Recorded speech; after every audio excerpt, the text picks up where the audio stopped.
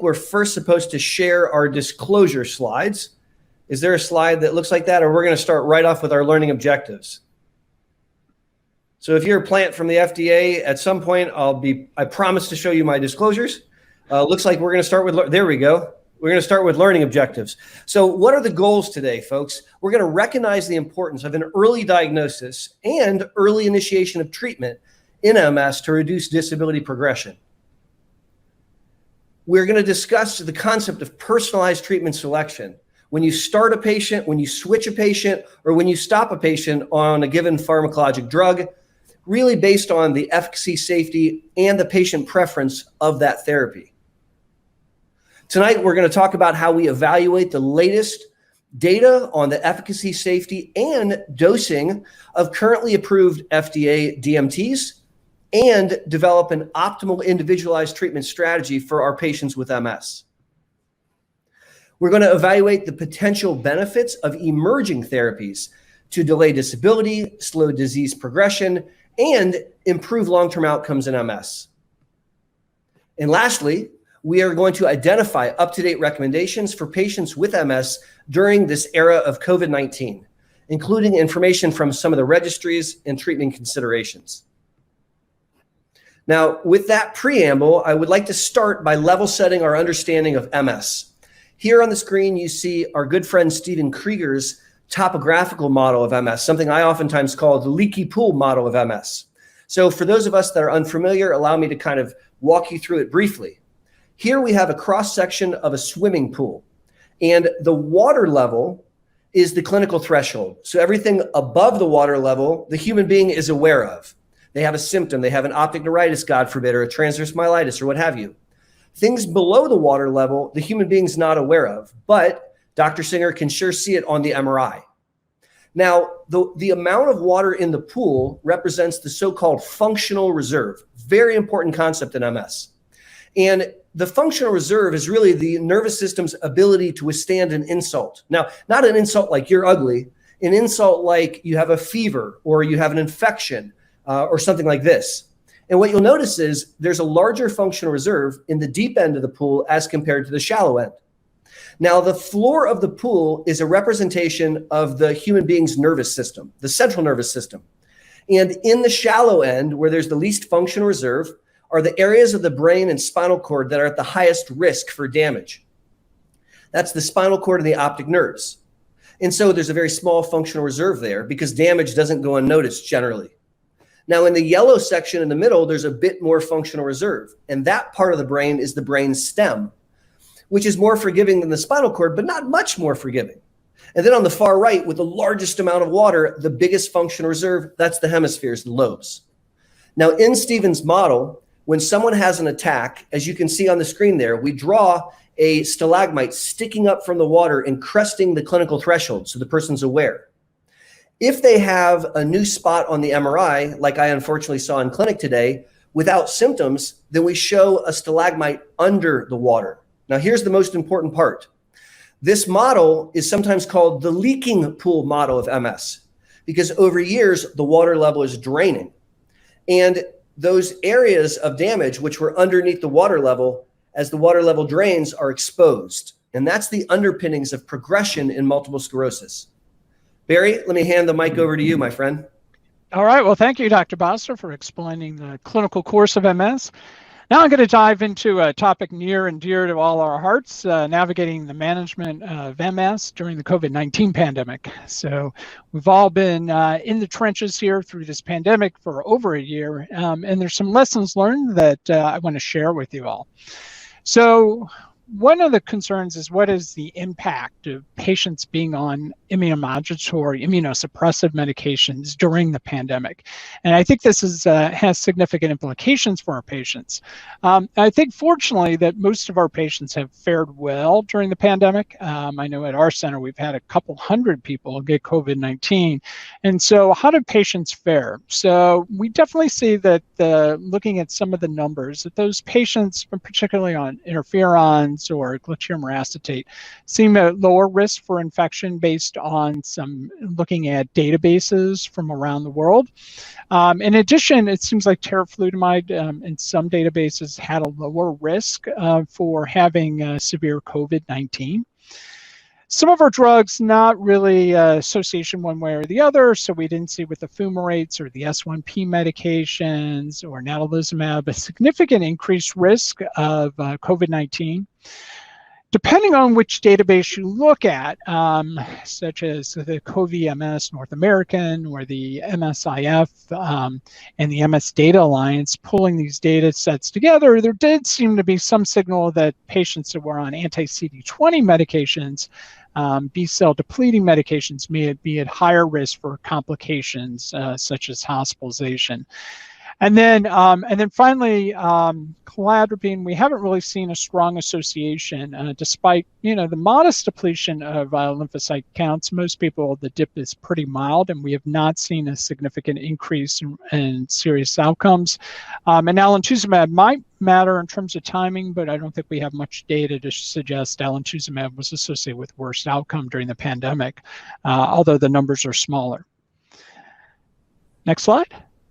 So, generally what we're going to do is if someone's on a disease-modifying therapy is continue it. I think there was some of our colleagues were maybe holding or waiting on B-cell therapy at the beginning, not knowing what was going on. But in general, we continue that disease-modifying therapy.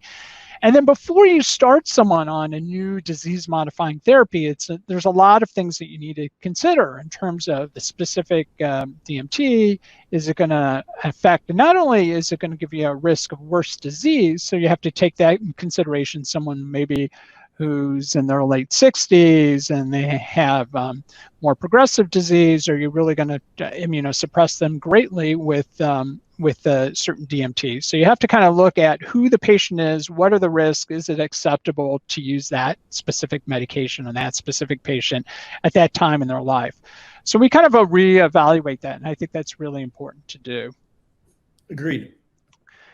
All right, so who should get vaccinated? The bottom line, everyone. Yes. So, unless you've had a severe anaphylactic reaction to the flu shot before, severe reaction, otherwise, we're pretty much recommending vaccination across the board. So we know there's patients at higher risk are progressive patients, patients that are older, patients that have a lot of comorbidities, more advanced physical disability, pregnancies at risk, and our minority populations are definitely at risk. The Black and Latino communities are definitely higher risk for poor outcome. So we really want to encourage people to get vaccinated. Household members is another thing. I just saw a patient today, newly diagnosed and not vaccinated, and also the family wasn't. And I said, you really got to protect the person that is now going to go on a drug that suppresses their immune system. So we have to keep that in mind. Did they agree? They did, even though it was against their values. So anyway, so I changed those values. Next slide. So what about the impact of disease-modifying therapies on vaccination response? And this is the million-dollar question. And unfortunately, we have very limited data here. We do have data just looking at vaccination responses. For example, we think that on interferon or glatiramer acetate, that they really don't seem to affect vaccination ability.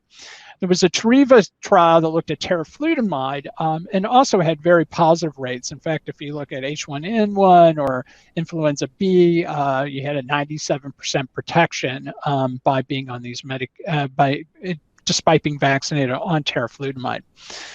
The S1P medications, there is some data looking at fingolimod and siponimod with some reduced efficacy of the vaccinations for some patients.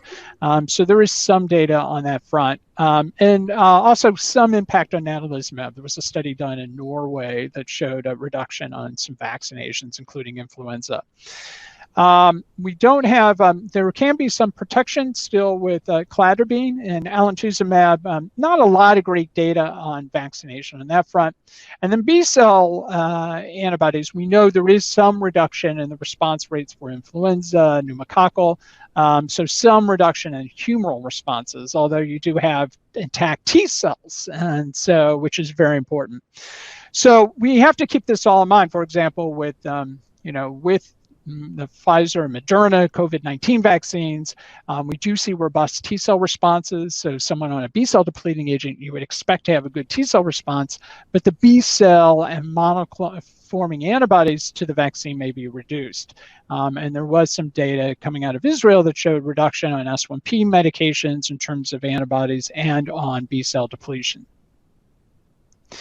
So what do you do if your patient becomes COVID-19 positive? There's definitely protocols in place, and definitely patients that are on immunosuppressive medications may be candidates for monoclonal antibody therapy. And so we've done this for patients. So there's the parameters are changing. Now there's 2 sets of treatments that you would either do, one set of 2 treatments or another set with 2 treatments. And so we have infusion clinics set up. So it is important that if someone gets diagnosed with COVID at this point, they contact you, and they may be a candidate for these infusion therapies. And so that's really important that we educate patients. I've actually had a couple patients that I've had very few patients, 3 patients that have gotten, that had already been vaccinated with COVID and ended up mRNA and ended up getting COVID, and they were very mild, and we got them in early, got monoclonal antibodies and did great. So I think that's kind of the best practices right now under the circumstances. Agreed. Agree with that, Dr. Boster? I 100% do. Absolutely. Yeah. So we want to get on top of that and offer that to our patients.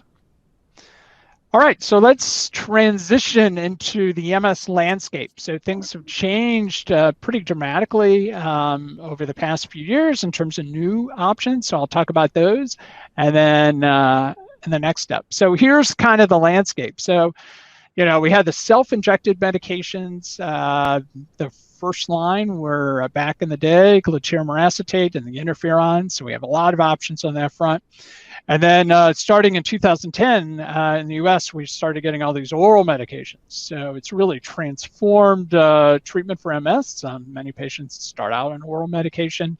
And so we have cladribine, which is infrequent oral medication.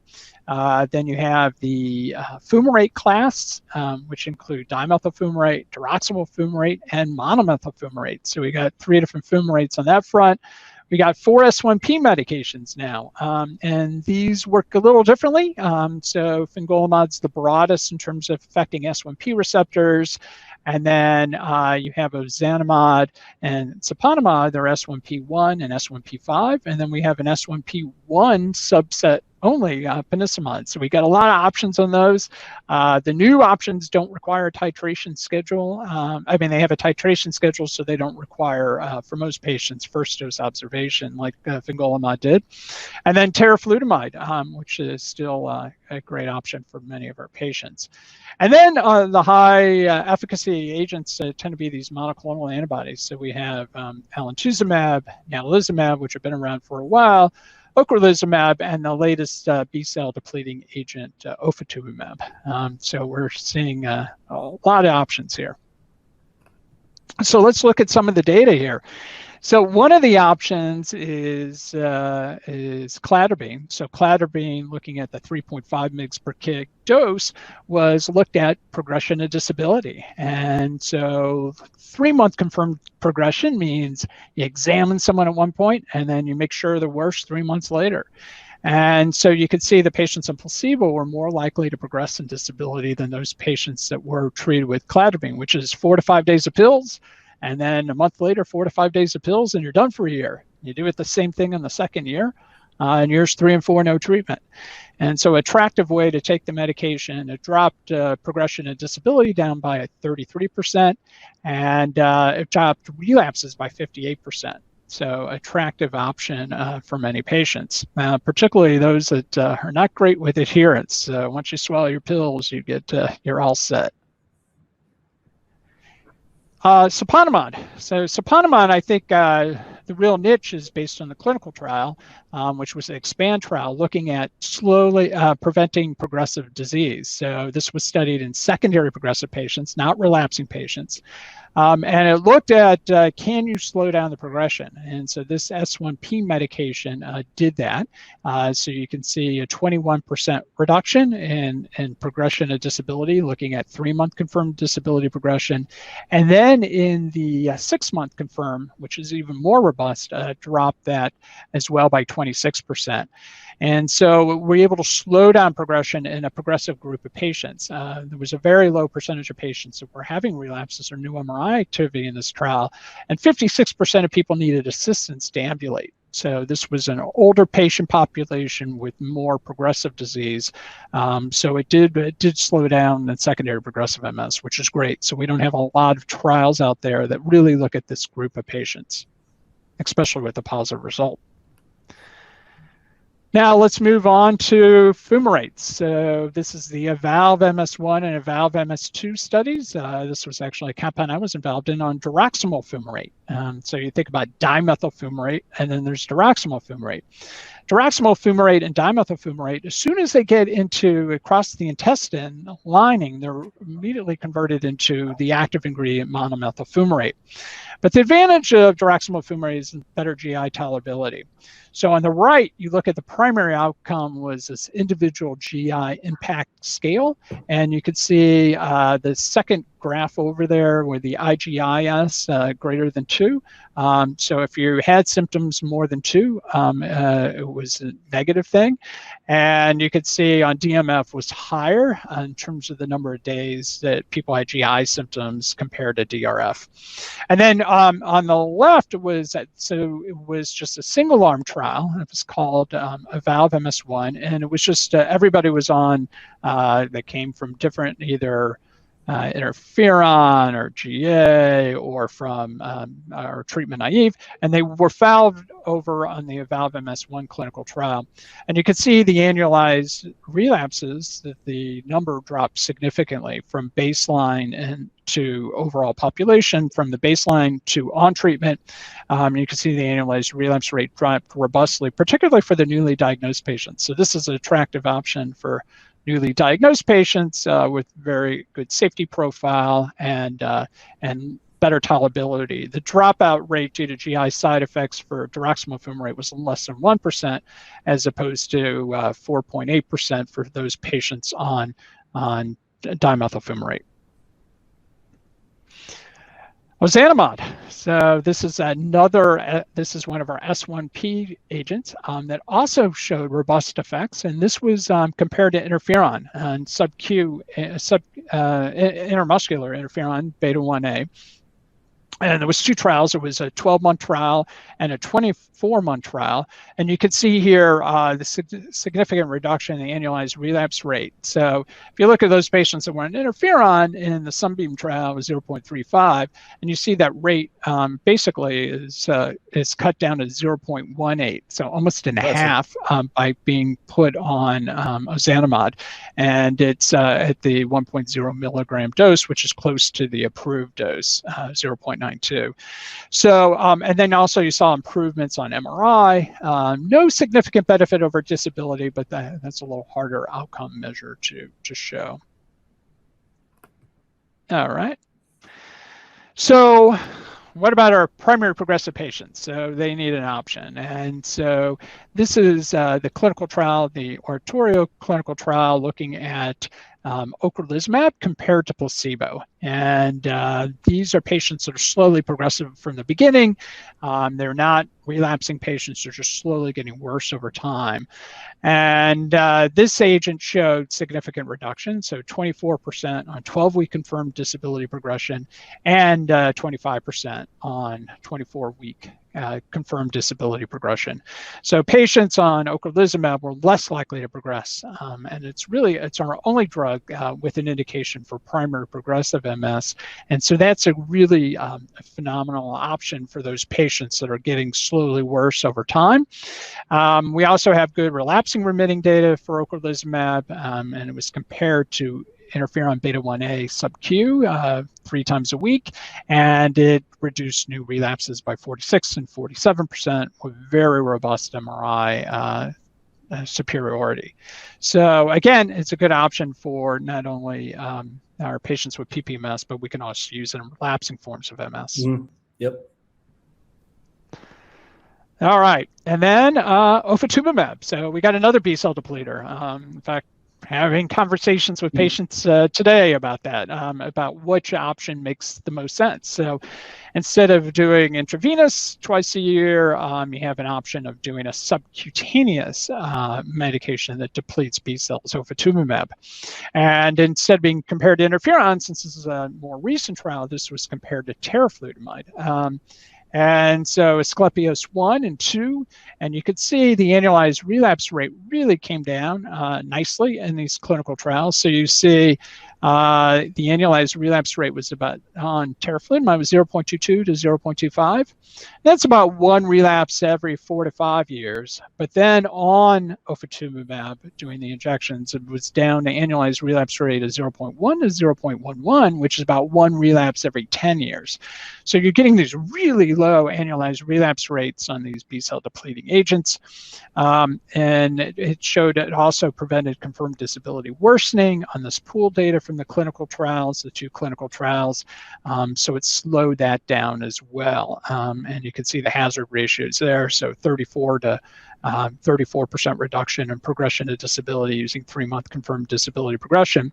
And MRI was dramatically reduction in MRI, so about 95 to 98% reduction in enhancing lesions. So very robust data. Not a significant data difference on brain volume loss, though, over time. So we know that teriflunomide does slow down the progression of brain volume loss, so that was not statistically significant. In fact, it was a little better for teriflunomide. Okay, so and then ponesimod. So one of our latest treatments for MS was also compared to teriflunomide. And with this S1P1 selective agent, you can see that it reduced the number of annualized relapse rate to 0.2 versus 0.29 on teriflunomide. So it reduced those relapses, and that was about 30.5%. And then one of the outcomes was looking at fatigue scale. It's called the FSIQ, Fatigue Symptom and Impact Questionnaire.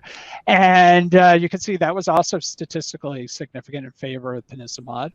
And MRI as well, looking at cumulative number of active lesions, but not a significant difference on disability progression in this optimum clinical trial.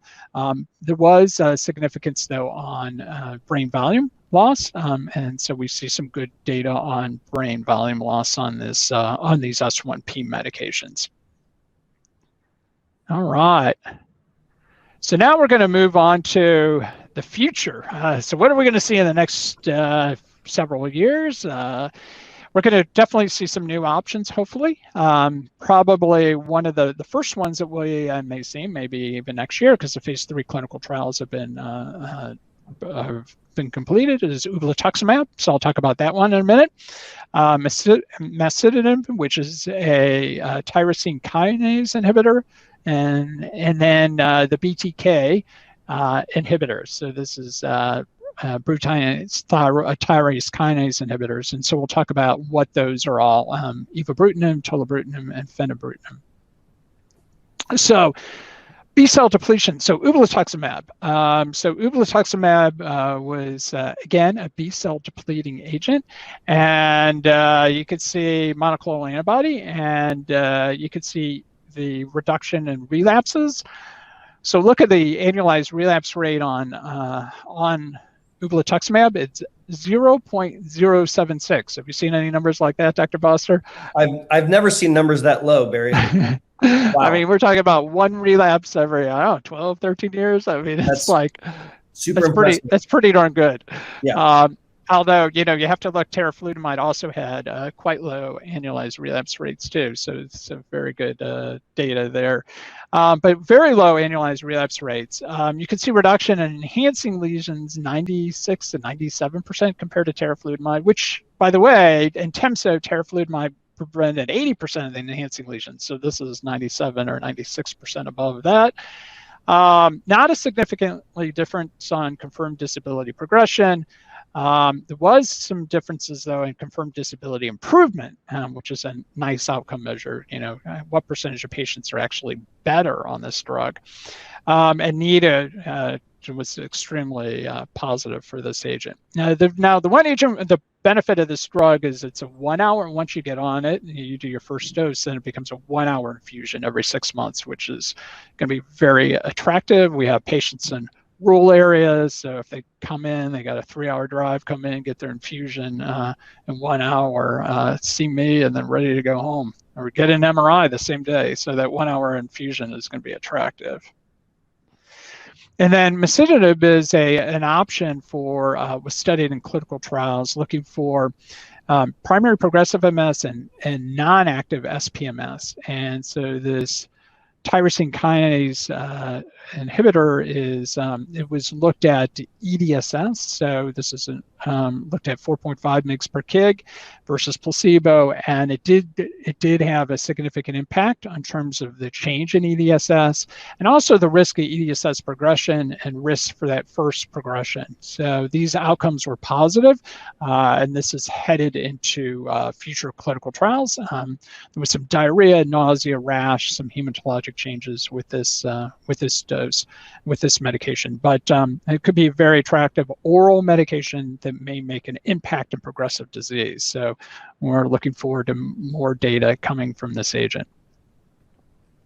And then finally, hot area of research is Btk inhibitors. Right. And so these are drugs that affect the B cells.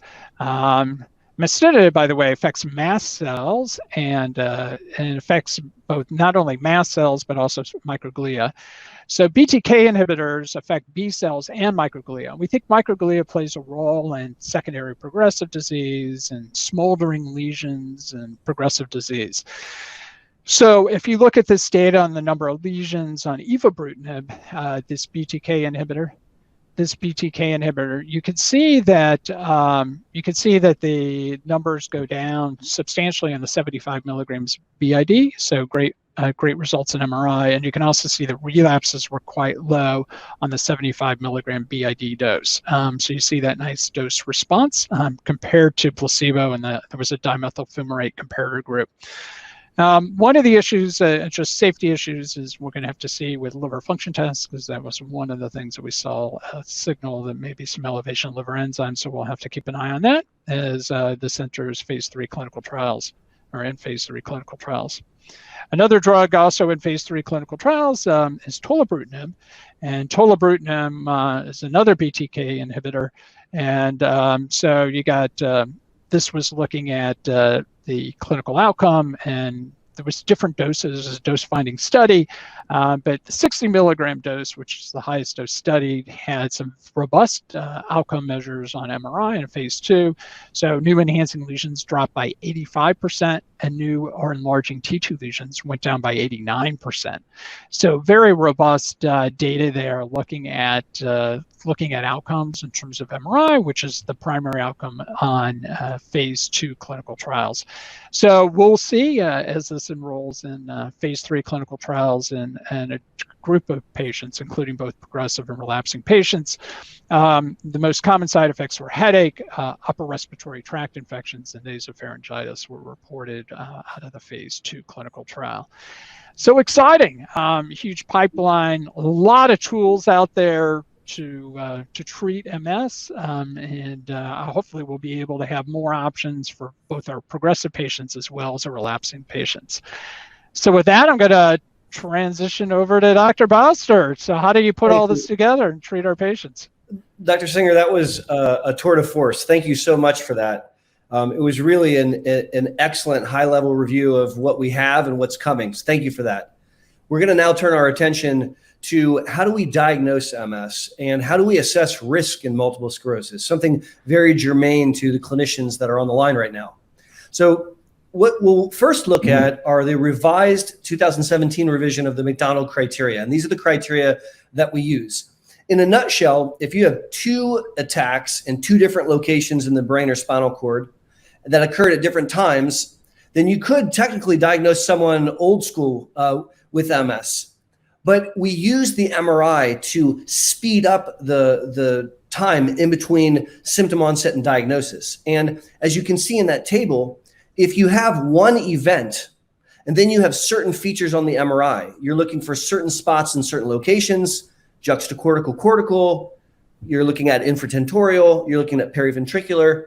There's a couple key locations, including spinal cord, that allow you to make a dissemination in space right there without a second attack. We then can look at either a second MRI with new spots, or positive spinal fluid has now been called into scripture to allow us to diagnose. Now, the result is, using these criteria, we are much more quick to be able to properly diagnose someone. And Dr. Singer, I think you'd agree, it's really important that all of us follow these criteria to make sure that we're not diagnosing MS by a feeling or something like that. Yeah, totally agree. On the next slide, we're going to turn our attention to primary progressive MS. And here are the revised criteria for that. When I say here, maybe now, or maybe, there you go. And the revised McDonald criteria for primary progression is on the screen.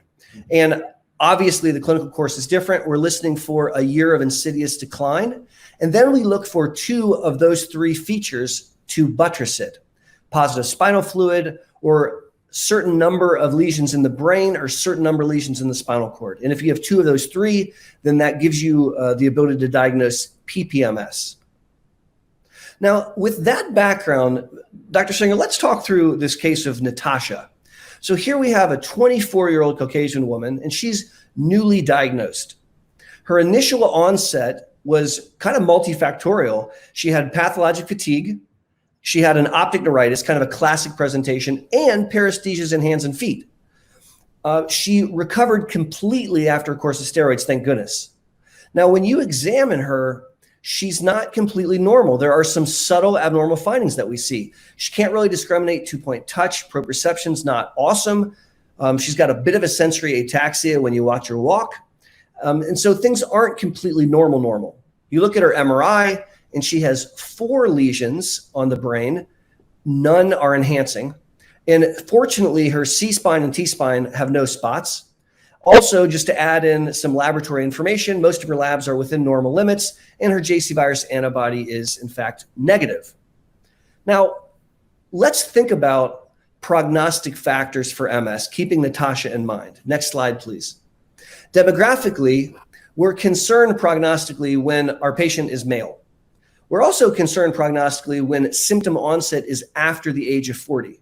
And ethnic minorities in the United States, African Americans, folks who are Hispanic, they tend to have a worse prognosis in groups. If you look at physiologic findings, when you have a multifocal initial presentation, that's disconcerting. And when you have enhancing lesions on that initial MRI of the brain, that's also a very concerning finding. We also pay very close attention to the initial clinical behavior. And so when someone presents with motor deficits or balance deficits or sphincter involvement, that is a worse prognosis compared to if they only had just an optic neuritis or a sensory thing. Incomplete recovery is another bad prognostic factor, as is a short frequency between the first and second attack. Rapid disability progression is obviously very, very concerning by definition, and early cognitive impairment raises a red flag. And so these are things that Dr. Singer and I keep in mind as we evaluate patients in our clinics, trying to not just diagnose them using the revised criteria, but also prognosticate to help us in guiding choice of DMT. Next slide, please. Let's take that information to an individual patient and talk about this concept of individualized treatment. So we think about the natural history of MS, and that's at least where I like to start the discussion, to make sure that they understand why we need to treat. I then like to turn our attention to the goals of treatment. And I think intrinsic in that discussion, at least in my clinic, is to talk about their life goals, because I want to make sure that we're aware of the life goals and helping them achieve them. This concept of NEDA, no evidence of disease activity, is a contentious concept. I'll come out and tell you that I still treat towards NEDA. I really like the simplicity of we're looking for no attacks, we're looking for no new spots, we're looking for no change on MRI, we want to see normal rates of brain volume loss. And so I think as a starting point, that's what I'm teaching my patients and what I would want to teach Natasha, our initial goals of DMT. Now, after we've had that preamble and kind of set the stage, I think we really get into a robust discussion about disease-modifying therapies. I remember back in the day when we had 3 choices and I could go over every single drug that there was. Now with 25 different FDA-approved therapies, it's a little bit harder to do that. And so we're going to take into consideration several factors. First and foremost is the human being's preference, because Dr. Singer and I can have a fantastic idea about what we think they should do, but they're the ones that have to actually take the therapy. Next slide. So in talking to Natasha, she does have a couple concerns. Logistically, she's asking questions about how do you get to the infusion center? How long is the wait? What other people are going to be there? She's asking questions about monitoring. She has a busy lifestyle, and so she's concerned about having to go too often. She's concerned about the risks of the newer drugs, not an uncommon concern by patients and families, as well as the real world cost. Is this going to be something covered by her insurance? What are her copays? At the same time, she brings up some excellent questions and concerns about the future of her MS. And what does the future hold? Is she going to be able to keep her job? Will she be a burden on her family? Now, these are very real world discussions that Dr. Singer and I have in our clinics daily. Next slide. This graph, I think, really brings into focus a couple key points. The first is the patient's in the dead center. And sometimes I say the family is in the center, right? And then we're going to bring to bear several things around them. Of course, we care about efficacy. Dr. Singer did a bang up job a second ago of sharing with you some very high efficacy data. We want to also couple that with safety and tolerability, because we want the patient on the most effective drug they're comfortable taking. The dosing does matter. And there's many patients that say, look, I can't do that dosing schedule. It doesn't work for my lifestyle. What we're seeing when we initially evaluate them and what's involved in monitoring them, as well as cost, all of these things come to bear when trying to pick the right drug for the right patient at the exact right time. Now, if we think about the disease-modifying therapies that Dr. Singer shared with us a little bit ago, we could reframe them into high, medium, and low efficacy. And we really have to kind of use fuzzy math when we do this, because it's not as discrete as the slide might suggest. But I do think many of us would agree that from a relapse rate standpoint, the platform injectables tend to be lower efficacy. Dr. Singer, would you agree with that comment? Yeah, I mean, I don't know if I use the word platform efficacy, but if you look at annualized relapse rate, you might, some are the intermediate category, all have shown annualized relapse rate by more than 50%, at least in clinical trials. And then if you look on the far right, here are those high efficacy monoclonal antibodies that were discussed a little bit ago. And so I think that this gives you a general framework. And there are some specifics and exceptions. Some might argue that cladribine needs to be scooted a little closer towards the high efficacy. Some people might look at teriflunomide as being a little more close to the intermediate efficacy, particularly when you look at brain volume loss. And also look at disability progression, because ultimately that's the goal, right? Exactly. Is to slow down progression, exactly. And there's positive data. And I think what both of us are pointing out here is this is a guideline, but there are exceptions, and understanding the intricacies of the medicine is required. So this study really speaks to me, and it looks at a real world exploration of people with MS who were either initially put on a high efficacy medicine, or they were initially put on a so-called lower efficacy medicine and then upgraded. And what we see is very telling. And I can hear my former chairman in my head saying, wow, there's a lot of light between those lines. Now, what you see as you look at the graph going from left to right as we get older is accumulation of progression. And the people that were started out on high efficacy medicines accrued way less progressive disability than those that were later put on them. And I think that this is one study that makes a strong argument for the earliest initiation of the most effective drug somebody's comfortable taking. Next slide. We can't talk about efficacy without also talking about safety, because they're not, in the real world, they're not separated. And so the next couple slides kind of help characterize safety concerns. Glutaramyl acetate, codename for Copaxone, we have injection reactions. Very rarely we can have idiopathic injection reactions. Actually, someone had one just the other day, and it may be the first one I've seen in a couple of years. Interferon class medicines, interferons are what our body makes to fight the flu because they interfere with viruses. And so if you bottle that and inject it into you, you can create flu-like symptoms, and some of them will, in fact, experience that.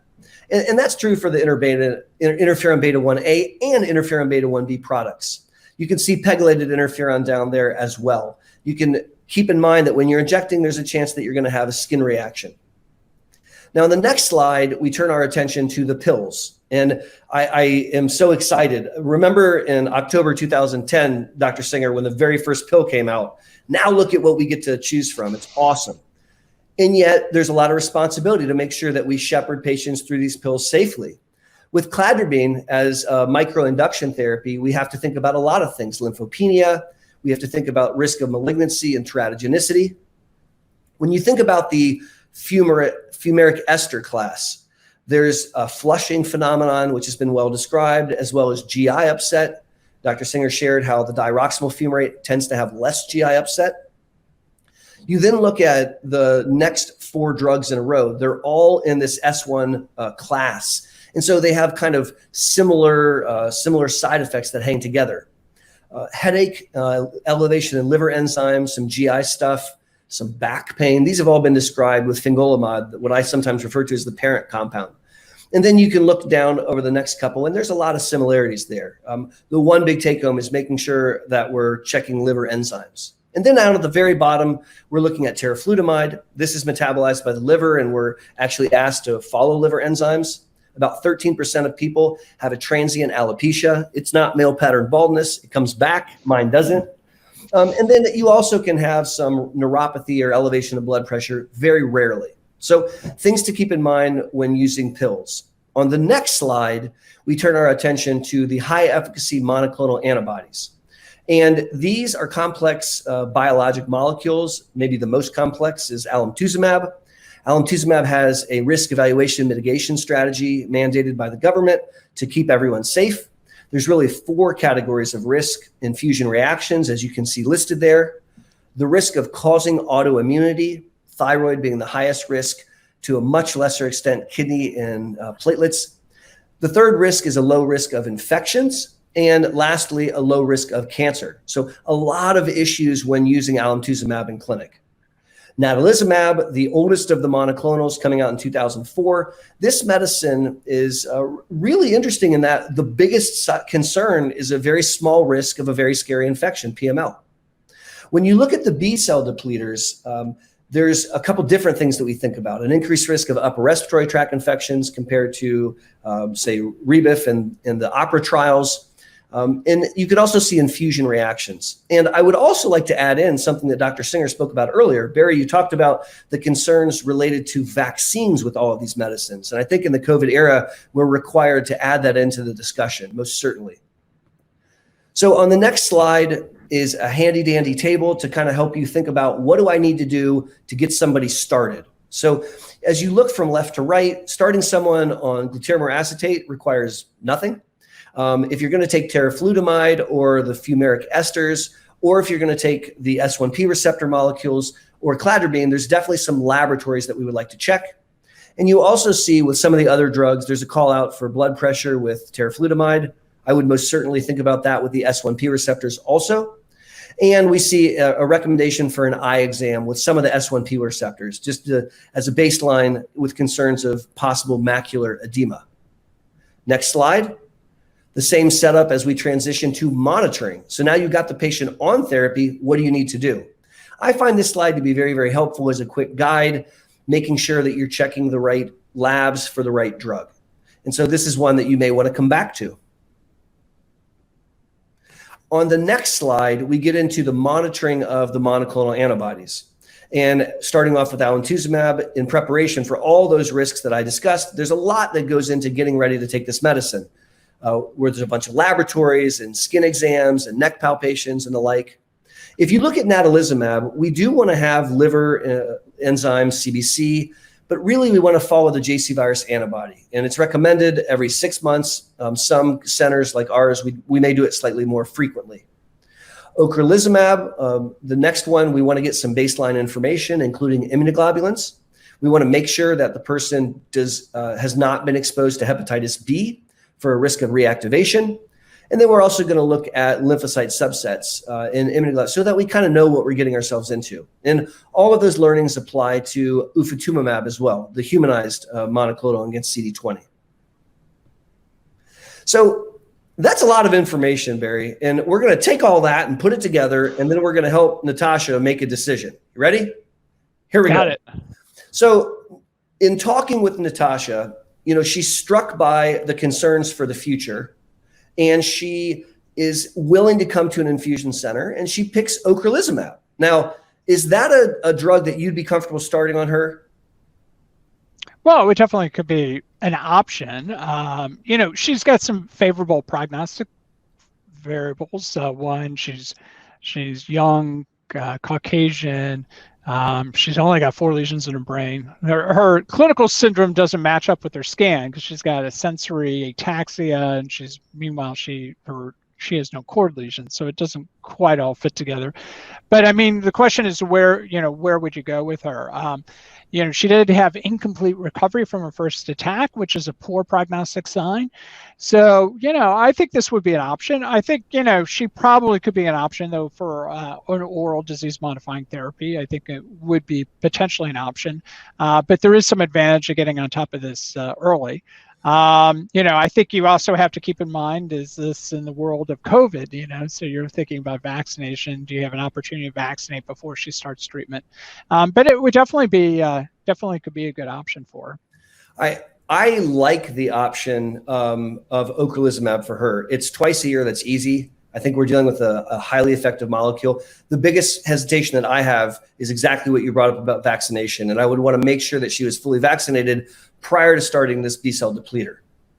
Now, if we look at one advantage too is she's 24. Like if she wants to have a family, in a few years, one of the things she could wait 6 months, and then she could potentially try to conceive. And during that period of time while she wasn't on treatment, she could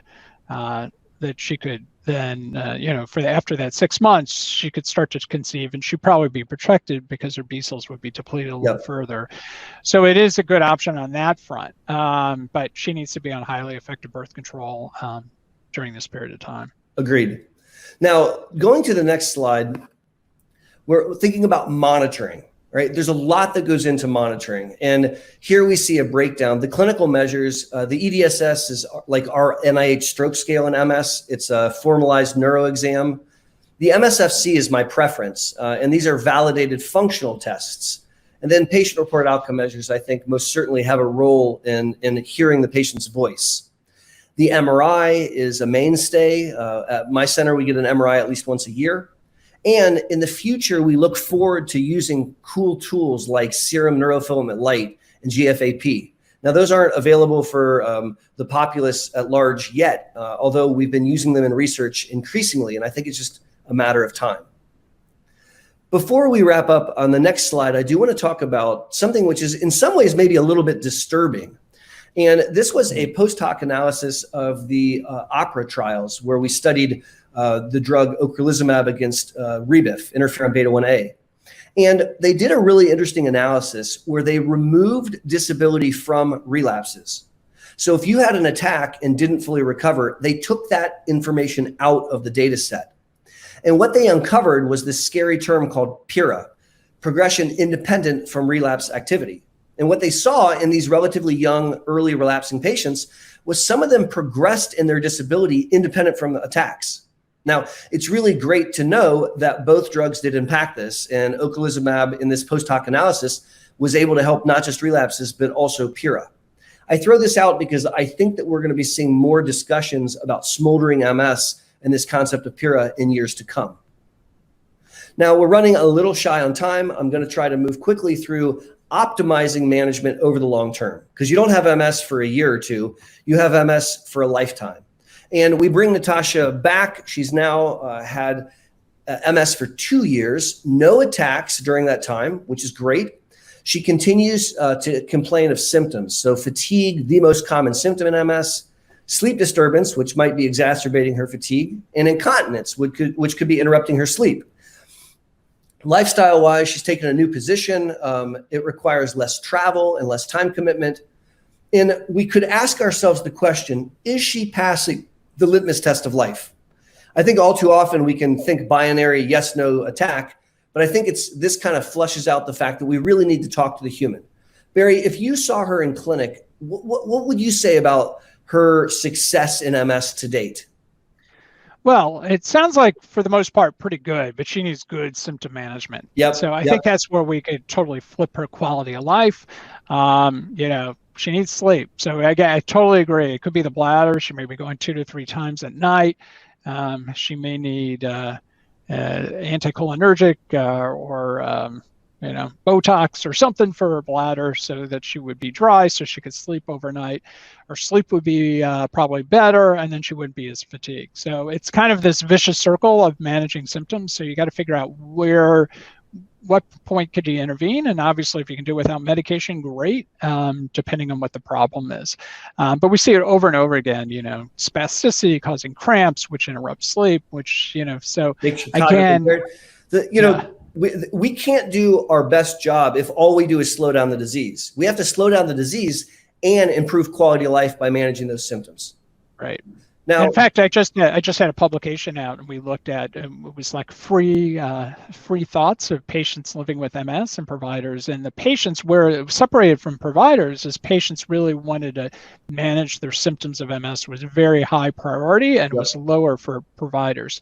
So we really got to work on improving those symptom management. Absolutely. And we need new options. We need new tools. You're right. We absolutely do. Now, in the last slide, we're going to summarize what we just ran everyone through. And really, it was a tour de force thinking about several different key elements in MS. The first, early treatment approaches. We now have effective, well-tolerated disease-modifying therapies, and we have the potential to improve symptoms and reduce disability progression. It's a very exciting time to be involved in MS therapeutics. You've seen today that there's a giant expansion of the treatment options, which has been made possible by all of these excellent clinical trials that Dr. Singer reviewed.